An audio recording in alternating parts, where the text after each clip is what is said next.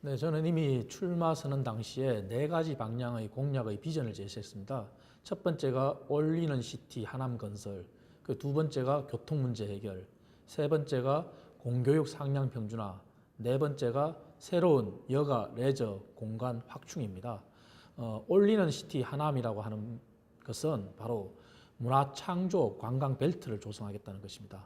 문화창조 관광벨트를 조성하기 위한 세부 방안으로 첫째, 문화창조 레저 밸리를 만들겠다는 것입니다. 그것은 마치 제2의 에버랜드, 그리고 이미 하남과 과거의 여건이 비슷했던 고양시의 CJ 밸리라고 하는 그 전에 K컬처 밸리라고 불렸습니다. 그 모델을 삼아서 하남에 문화창조 레저 밸리를 건설하겠다는 것입니다. 그리고 그게 토대가 되어서 하남을 국제적인 싱가포르형 마이스 도시로 조성하겠다는 것입니다. 그 다음으로 저는 한국형 중광촌, 그리고 기업 캠퍼스를 조성하겠다는 것입니다. 즉 한국형 중광촌이라고 하는 것은 미국의 실리콘밸리, 그리고 실제 중국의 벤처타운이라고 할 수 있는 대규모 중광촌이라고 불립니다. 그걸 통해서 우리 창조 인재, 창조 계급, 창조 기업, 창조 산업이 집적할 수 있는 공간을 만들어서 하남을 기업 도시로, 진정한 자족 도시로 탈바꿈시키겠다는 것입니다. 그 다음 저는 VR, AR 클러스터를 구축하겠습니다. 다음으로 하남에는 애니메이션고라고 하는 자산이 있습니다. 하지만 지금까지 이러한 자산을 잘 활용하지 못했습니다. 이러한 자산이 있기에 하남에 제2의 웹툰 융합센터라 조성 여건이 충분합니다. 그래서 저는 반드시 이것을 유치하도록 하겠습니다. 끝으로 하남은 의료시설이 부족합니다. 그래서 저는 하남을 의료관광타운으로 조성하겠습니다. 의료관광타운을 조성하면 하남 시민들의 염원인 종합 대형 병원뿐만 아니라 하남이 진정한 백제 도읍지로서 과거의 기존의 문화자산과 융합하여 진정한 의료, 문화, 관광 도시로 탈바꿈할 수 있습니다. 다음으로 교통 문제인데요. 교통 문제는 저희들이 5호선, 9호선을 거울 삼아야 됩니다. 제가 경험상 98년 12월에 하남에 이주했습니다. 하지만 제가 98년 12월에 하남에 왔을 때 이미 그때 당시부터 지하철 5호선이 모든 정치인들의 공약이었습니다. 하지만 그 공약은 진짜 공약이 아닌 빌공짜, 그런 공약이었습니다. 실현된 게 하나도 없었습니다. 결국 광역교통망이나 철도망이라고 하는 것은 국가 계획에 반영이 돼야 됩니다. 그래서 지하철 5호선이라고 하는 것은 이명박 정부 당시에 미사지역의 보금자리 주택, 그 신도시 계획이 발표되면서 신도시 광역교통 개선 계획의 일환으로 5호선이 확정이 되었습니다. 그래서 추진될 수 있었습니다.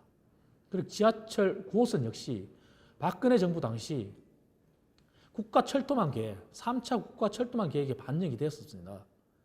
이 사례를 봤을 때 우리는 지금도 GTX D 노선, 아직도 9호선 노선이 확정이 되지 않아서 논쟁이 되고 있습니다.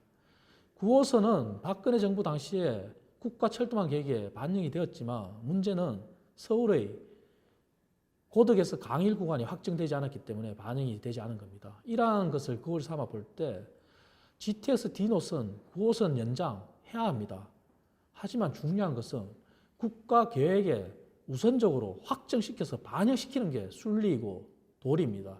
더 이상의 시민들을 향한 희망 고문은 되어서는 안 됩니다. 그리고 지금 현재 하남은 지하철 9호선 연장 이 얘기를 하면서 또다시 시민들한테 희망 고문을 주면서 기존의 대중교통들은 손을 놓고 있습니다. 그 예가 광역버스, 마을버스, 시내버스입니다. 저는 시민들과 출퇴근길, 등하굣길 철저하게 점검해서 평시에도 점검해서 제대로 된 촘촘한 노선도를 다시 재구상하겠습니다. 그걸 위해서는 진단이 우선입니다. 진단한 다음 촘촘한 생활 인프라, 우리 시민들에게 발휘되는 대중교통 인프라를 재설계하도록 하겠습니다. 그리고 세 번째, 공교육 상향 평준화를 주장했는데요. 우리 실생활입니다. 하남에는 21개의 초등학교가 있습니다. 하지만 중학교는 11개로 급격하게 줍니다. 고등학교는 7개로 줄어듭니다. 그게 왜일까요? 중고등학교가 되면 하남 시민들은 더 좋은 교육 여건을 위해서 인근, 송파, 강동으로 떠나는 게 현실입니다. 왜 그럴까요? 인근의 강동 송파의 학교, 일반고라 하더라도 그 지역의 학교가 대학 진학률이 훨씬 높기 때문입니다. 그런데 문제는 우리 중고등교육의 핵심 문제는 학교 간, 지역 간 격차에 있다는 것입니다. 그것이 우리 시민들이 인근 송파, 강동으로 떠나는 이유이기도 합니다. 하지만 문재인 정부는 어땠습니까? 이러한 본질 문제는 외면했습니다. 그 본질 문제는 외면하고 우리 중고등교육을 하향 평준화시키는 정책을 남발했습니다. 대표적인 것이 자사고와 특목고를 폐지하겠다 했습니다. 그리고 자사고와 특목고 이들의 선발 시기와 일반고의 선발 시기를 중복 지원 금지한다는 규정을 내세웠는데요. 이미 헌법재판소에서 위헌 판결을 받은 바 있습니다. 지금 현재 올해 고2 진학하는 학생들이 가장 직접적인 피해를 받았습니다. 그 학생들의 권리, 그 학생들의 침해된 이익은 어디서 보상합니까? 어물쩍 넘어갔습니다. 문재인 정부에서 보상하지 않았습니다. 하지만 그 학생들은 엄청난 교육 침해, 교육 주권 침해를 받은 것입니다. 상황이 이러한데 대입은 또 어떠합니까? 문재인 정부는 수시와 정시의 비율을 가지고 논쟁에 논쟁을 거듭하다가 결국 내놓은 것이라고는 수시에 가장 중요하게 평가받는 생활기록부의 여러 기재 항목들을 대폭 축소 수정했습니다. 이렇게 대입을 혼란을 주고 있습니다. 이렇게 축소된 생활기록부를 가지고 어떻게 수시에서 학생들을 공정하고 정당하게 평가하고 선발할 수 있겠습니까? 그래서 저는 공교육 정상화 그리고 공교육 상향 평준화의 출발점을 어느 지역에서건 어느 학교에서건 정상적인 공교육만 받으면 좋은 결과를 얻을 수 있도록 하는데 초점을 맞췄습니다. 이를 위해서 저는 과감히 전국의 모든 중고등학교의 중간 기말고사를 전면 폐지할 것을 주장합니다. 그 대신 한국교육과정평가원에서 운영하는 수능처럼 한국교육과정평가원에서 공통으로 출제하는 시험이 전국 단위의 시험이 전국의 모든 중고등학교의 중간 기말고사를 대체할 수 있도록 할 것입니다. 이를 위해 연3회 출제해서 연3회 전국의 모든 중고등학교 학생들이 공통의 시험 문제를 가지고 공통으로 대응하게 할 것입니다. 그러면은 일반고에서도 자사고에서도 우리 선생님들의 시험 부담, 시험 출제 부담이 완화됩니다. 그러면은 그러한 선생님들의 시험 출제 부담 완화가 우리 학생들의 생기부를 위해서 다양한 교과 연계 활동 프로그램을 개발하고 다양한 진로 활동 프로그램, 다양한 창시 활동 프로그램을 개발해서 우리 아이들의 끼와 능력을 개발하고 아이들의 생활 기록부를 풍성하게 해주는데 도움을 주도록 할 것입니다. 저는 이것이야말로 자사고와 일반고의 격차 완화 그리고 우리 공교육 상향 평준화의 출발점이라고 확신합니다. 남는 것은 특목고인데요. 특목고는 당초 설립 취지가 다릅니다. 특목고의 취지대로 다시 돌아가야 됩니다. 다시 말해 특목고의 취지대로 외국어는 외국어를 공부하는 게 아니라 고등학교부터 그 나라, 미국, 스페인, 일본, 중국의 전문가를 양성하는 것입니다. 과학고는 과학고의 목적대로 과학 영재를 양성해서 기초과학 튼튼히 해서 우리나라가 과학 강국으로 발돋움하는데 도움을 줘야 합니다. 그런 방향의 특목고의 교육 체계, 현재의 교육 문제도 전면 수정할 것입니다. 저는 이것이 공교육 정상의 출발점이라고 생각합니다. 교육은 가장 공정한 성장의 기회 사다리가 되어야 합니다. 마지막으로 저는 새로운 여가 레저 공간 확충을 주장했는데요. 여러분들 반려동물 많이 키우시죠? 하지만 인근 성남에는 반려동물 테마파크, 반려동물 운동장이 있습니다. 반려동물을 데리고 나가서 자유롭게 여가를 즐기고 생활하는데요. 하나면 하나도 없습니다. 저는 반려동물 테마파크를 만들겠습니다. 그리고 팔당이라는 엄청난 자원이 있습니다. 하지만 우리가 손 놓고 있습니다. 서울의 서울 마곡식물원, 순천의 순천국가정원처럼 저는 팔당을 이용해서 팔당 국가정원을 조성하겠습니다. 그리고 저는 VR, AR에 기반한 드림 글램핑장, 다시 말해서 이곳은 일반인들뿐만 아니라 우리 장애인들을 가진 우리 부모님들, 가족들 힐링 공간이 될 것입니다. 저는 이렇게 해서 새로운 여가 레저 공간을 확충하고자 합니다. 마지막으로 저는 여러분들 과거 미사리 카페촌 기억하시죠? 하지만 지금은 그 미사리 카페촌이 말이 지식산업센터지 쉽게 말해서 아파트형 공장으로 난개발이 되었습니다. 그리고 저희가 미사리 카페촌을 우리 모두 잃어버렸습니다. 저는 이렇게 황량해진 미사리, 그곳을 미사리 카페촌으로 다시 복원하는 작업을 할 것입니다. 그리고 곧 3기 신도시가 들어오는데요. 3기 신도시로 인해서 우리가 또 추억을 잃어버리고 전통을 잃어버릴 수 있습니다. 그래서 저는 고걸 추억의 거리를 반드시 조성하도록 하겠습니다. 이렇게 제가 많은 공약을 냈는데요. 재원은 사실 국회의원은 재원 조달이나 이러한 의무가 없습니다. 대통령이나 지방자치단체는 공약을 할 때 어떻게 재원을 조달하고 그러한 계획을 세우고 발표를 해야 되는데요. 그럼에도 불구하고 저는 국회의원이지만 국회의원 선거에 나섰지만 그러한 의무가 없다 하더라도 저는 발표할 것입니다. VR, AR 클러스터 조성이나 제2웹툰 융합센터 조성 같은 경우는 사실 3기 신도시와 연계해서 지자체의 의지만 있으면 충분히 할 수 있습니다. 3기 신도시의 수익, 그러한 부분을 활용해서 지자체의 의지만 있으면 가능하고요. 그리고 제가 말한 문화, 창조, 관광 벨트는 결국 국가 계획입니다. 하지만 이거는 국가만의 일로는 되지 않습니다. 여러분들 CJ 밸리가 어떻게 탄생했는지 아실 겁니다. 경기도 고양시 CJ의 합작품입니다. 그걸 모델 삼아서 국가가 계획을 세우고 그리고 경기도 하남시가 협업해서 토지에 대한 부분을 양보를 하고 하남의 기업 도시를 바꾸어야 된다고 했지 않습니까? 그러한 기업의 민간 투자를 유치하겠습니다. 그러면 해결할 수 있습니다. 그리고 벤처타운, 그냥 벤처타운이 아닙니다. 미국의 실리콘밸리, 중국의 중강촌처럼 한국의 중강촌을 제가 주장했는데요. 그리고 기업 캠퍼스를 주장했는데요. 이 부분은 판교 테크노밸리를 한번 보십시오. 판교 테크노밸리는 판교 신도시 건설하는 과정에서 국가 계획에 의해서 들어선 것입니다. 그것처럼 이것 또한 국가 계획에 의해서 판교 테크노밸리 모델처럼 충분히 가능한 사업입니다. 3기 신도시 우리 그냥 손 놓고 있을 게 아닙니다.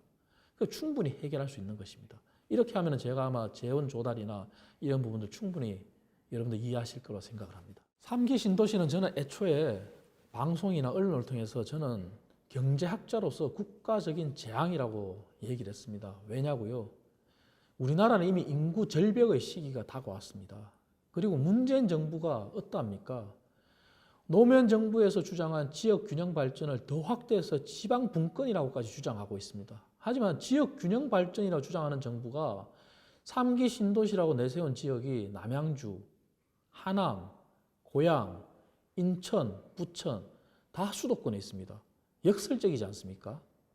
하남은요, 공공주택에 의한 개발이 아니라 하남은 자족기능, 자족시설 확충을 위한 공공개발이 이루어져야 될 시기였습니다. 하지만 정부가 밀어붙여서 3기 신도시를 했는데요.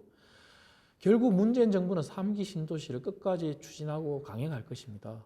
그러면 하남은 국가가 하는 계획에 있어서 아마 현재 지자체도 따라갈 것입니다. 제가 국회의원이 돼서 만약에 추진이 안 되고 있다면, 미진하다면 이거는 다시 전면 검토하자고 전 주장할 것입니다. 하지만 이미 강행되고 토지 보상이 끝나고 그런 단계까지 갔다면 되돌릴 수 없는 상황이 왔을 수도 있을 것입니다. 그렇다면 하남시가 대처해야 될 부분은 3기 신도시로 인한 하남시의 지역 내 격차, 다시 말해서 인구가 줄고 있는 상황에서 3기 신도시로의 입주를 위해서는 어느 지역에서든 인구가 빠져야 됩니다. 그것이 하남의 미사가 될 수도 있고요. 하남의 풍산지구가 될 수 있고요. 하남의 다른 구도심이 될 수도 있습니다. 그래서 하남의 지역 내 격차 완화, 그리고 하남 내에 3기 신도시로 인한 하남 내의 도시 단절, 이런 부분에 더 신경을 써야 된다고 저는 생각합니다. 그리고요, 수석대교는 저는 이 부분을 먼저 짚고 넘어가야 된다고 합니다. 3기 신도시의 다른 지역이 아닙니다. 남양주 왕숙지구의 교통대책 일환으로 나온 게 수석대교입니다. 하남이 아닙니다. 하지만 이미 하남에서 수석대교와 비슷한 가칭 하남대교라고 주장한 정치인이 있었습니다. 하지만 어느 순간 미사 지역 주민들이 수석대교 반대한다고 주장하시니까 손바닥 뒤집듯이 반대했습니다. 정치는 이래서는 안 됩니다. 자기 말에 책임을 져야 된다고 생각합니다. 저는 수석대교는 아까 앞서 말씀드린 것처럼 남양주 왕숙지구의 교통 대책을 위한 수석대교 건설은 반대합니다. 광역교통의 역량 제대로 평가를 해야 됩니다. 하지만 광역교통의 역량이 없다고 해서 수석대교 건설을 강행한다? 아니라고 봅니다. 좀 더 쉽게 설명드리겠습니다. 남양주 왕숙지구의 교통 대책의 일환으로 수석대교를 주장했는데요. 수석대교를 주장하기 이전에 GTX D 노선을 국가계획에 먼저 확정하고 반영시켜야 된다는 것입니다. GTX D 노선의 장기적으로 추진이 미진할 것 같으니까 수석대교를 먼저 놓겠다? 말이 안 됩니다. 여러분들 출퇴근하는 또 이동하는 우리 시민들, 국민들 승용차로 출퇴근하는 국민들, 시민들이 많습니까? 대중교통 이용하는 국민들, 시민들이 많습니까? 거기에 답을 찾을 수 있다고 생각합니다. GTX D 노선이 우선적으로 확립이 돼야 됩니다. 그게 먼저 추진되는 것이 저는 도리라고 생각합니다. 그리고요, 9호선 연장도 논쟁이 있는데요. 9호선 연장이 아까 말씀드린 대로 박근혜 정부에서 3차 국가 철도망 계획에 반영이 되었는데 서울의 고도 강일 구간이 확정이 되지 않아서 9호선 연장이 백지화될 뻔했습니다. 하지만 얼마 전 광역교통 2030 비전이라고 그래서 9호선 연장의 불씨를 살렸다고 하는데 그게 확정이 된 게 아닙니다, 여러분. 9호선 연장도 국가 계획에 확정을 하는 게 우선입니다. 그러려면요, 경제성이 있어야 됩니다. 제가 경제학자지만 경제성, 사업 타당성이 없는 것을 밀어붙여서 우리 국가 재정, 시민들의 혈세 낭비된 사례가 얼마나 많았습니까? 수많은 박물관, 미술관도 어거지로 지었다가 파리만 날리는 그런 모습도 많이 보셨지 않습니까? 대중교통도 마찬가지입니다. 경제성을 가지려면요, 미사에서 그칠 게 아니라 지역 이기주의가 아니라 지역 협력 사업으로 남양주 왕숙지구, 진접까지, 다산까지 9호선 연장이 연결된다면 9호선 연장은 조기에 확정될 수 있을 것입니다. 그래서 저는 9호선 연장 부분은 조기에 국가계획 확정된다면 수석대교 논쟁도 없어질 거라고 저는 생각합니다.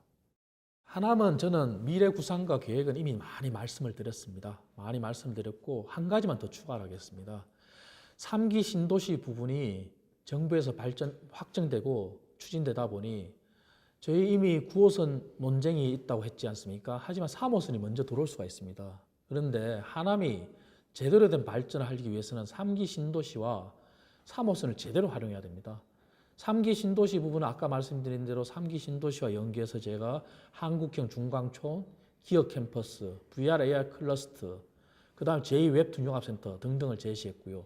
3호선은 왜 말씀드리냐면은 3호선 아마 역사를 어디 위치하느냐 가지고 또 시민들 간에 지역 내에서도 서로 대립하고 싸우고 반목하고 할 것입니다. 하지만 3호선 부분은 추진이 9호선보다 더 빠를 수 있습니다. 왜? 신도시 광역교통 계획으로 추진되기 때문입니다. 5호선과 같습니다. 그러려면 3호선은 반드시 구도심과의 도시 재생과 연계해야 되고요. 그리고 공익을 극대화해야 되고요. 하남의 장기 지속적인 발전 가능성이 담보되어야 됩니다. 이것이 3호선이 노선 정립이나 디자인하는 데 있어서 기본 원칙이 되어야 됩니다. 그리고 저는 하남의 비전을 이렇게 제시하고 싶습니다. 지금까지 하남은 재미없고 심심한 도시였습니다. 그리고 미래 성장 동력이 없었습니다. 그리고 시민들의 희망 고문만 난무하는 그런 도시였습니다. 그러한 하남을 저는 이제 제대로 된 문화창조 교육도시, 기업도시, 컴플렉스 컬처 도시, 즉 복합문화도시, 그리고 강남특별도시 하남으로 저는 만들고자 합니다. 이러한 저의 공약들이 실현이 된다면 이러한 하남의 비전과 청사진이 반드시 이루어질 수 있다고 생각합니다. 네. 네, 오늘 말씀 감사합니다. 네, 감사합니다.